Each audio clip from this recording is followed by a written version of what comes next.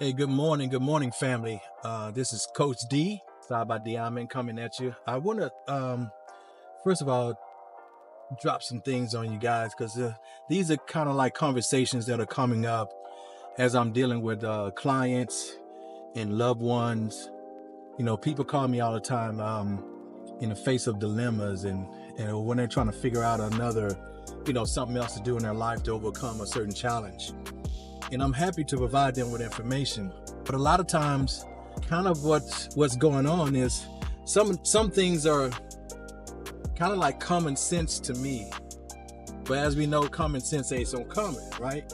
For instance, when I get questions about health, you can't just come to me and say, what can I do for this? And thinking I'm going to give you a one-word answer or a mono-elemental solution. Absolutely not. What we've got to understand is everything is energies coming together to create causes to get certain effects. It's not like you can just throw something in there and all of a sudden all your problems will be fixed. It just doesn't work like that, unfortunately. I want you guys to think about this. What are you doing every day that's conducive to sustained optimal health? And I mean fitness wise, medical wise, all of this kind of stuff. You cannot be surprised when things medically come up and you have not been doing the things to avoid those things.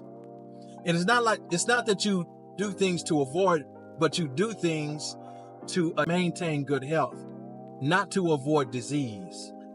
Need to focus on maintaining good health, and automatically the effect of that is going to be avoiding disease and illness. So certain conditions in the body, once the body is conditioned a certain way, it can lead to either health or disease. So you want to make sure that what you're doing is conditioning the body, the mind, and the spirit for health. So ask yourself this: what are you doing right now that you wake up to do every single day? What is in your programming every single day automatically without you really thinking about it that is contributing to good and sustained health? What is it? It could be something simple. Oh, I do yoga. That's good. Or I make sure that I'm avoiding these type of foods, and that's good too. So what are you doing? Because most people, what I'm finding is that 99% of people in the world, at least in this country, wake up and fly by the seat of their pants. They wake up to do whatever it is that they want to do in the name of freedom. You have to understand that freedom and liberation are two different things. You're always free to do what you want to do. But if you want to be liberated from disease and illness, then you need to make sure that you are making the right choices, meaning that in some areas, you cannot exercise freedom. You cannot say that I want to be healthy, but I will not exercise my freedom from being drunk all the time, for overindulging in alcohol and drugs, for overindulging in processed foods. Yeah, you have the freedom to get in those things, but if you want to keep yourself liberated from disease and illness, you cannot exercise your freedom in those areas. You understand what I'm saying? So a lot of people don't understand. Freedom is saying, that's exclaiming, look, I have the power to do what I want to do, but you don't have the right to do what you want to do.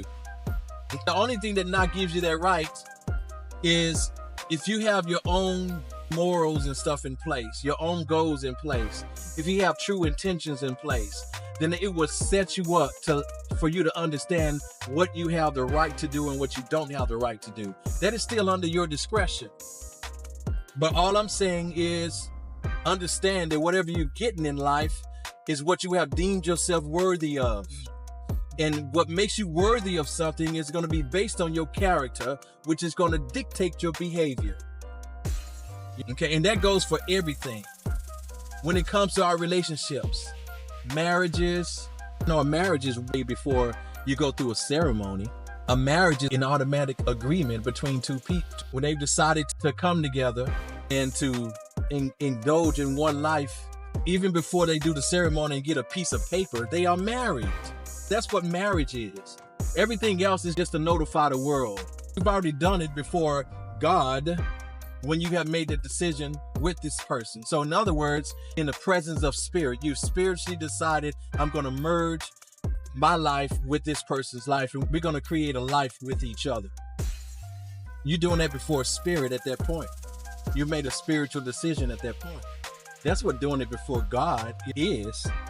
And when you want everybody else to know, that's when you engage in a ceremony of a wedding.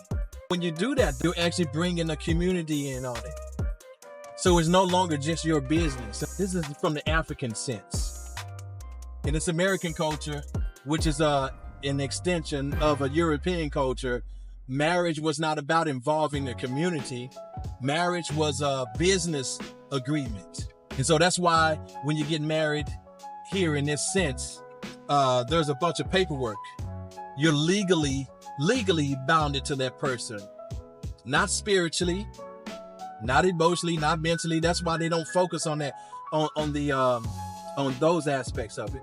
But from other cultures, and I'm speaking specifically from an African standpoint, when we got married before the community. And the community, when they heard our vows, what we vowed to do for one another, the community held us each accountable for that.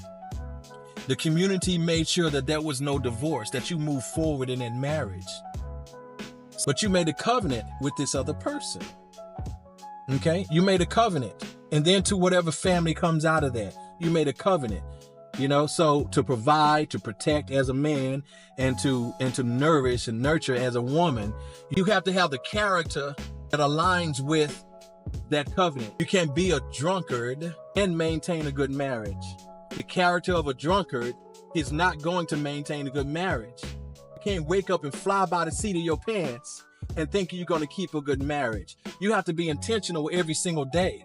You got to be intentional and remind yourself of whatever vows you made and stick with those vows, whatever that is. You have to make sure that you develop a character that aligns with that in which you intend. And if you're walking around every single day with no intention, all I can say is that you cannot operate in your creative faculties that way. You cannot create a great life, a good life, or at least a worthy life if you're not walking in your intention every single day. I really just wanted to drop this on you guys. Make sure that you're waking up every single day with real intention. If you want to live healthy, if you want to be healthy, make sure that something in your life is actually promoting good health. Okay, don't just wake up every single day thinking that it's okay to go and eat bad food, overindulge in drugs. I don't care, even if it's weed, marijuana, cannabis, bad food, whatever it is. You can't wake up every single day and not be active. You can't wake up and just sit down and lay around all day. That's not conducive to good health. So make sure that you're being intentional and then align your behavior up with that intention, or else it won't happen. These things do not just fall in your lap. Okay, they are created. It's all about cause and effect. You are always the causer. This is what makes you the creator. Creator and causer is the same thing. Okay, so make sure that you wake up with intention. That means that you have a goal in mind, and every day you're moving according to that goal. If you need some help with that thinking, just you can reach out to me, DM me. Let's get you straight as far as what your intention should be, as far as what kind of plan, what kind of steps to make, kind of goals to set, and things like that. That's what I do. That's why people call me, because that's what I do. That's what I'm good at. We'll talk to you soon. Peace.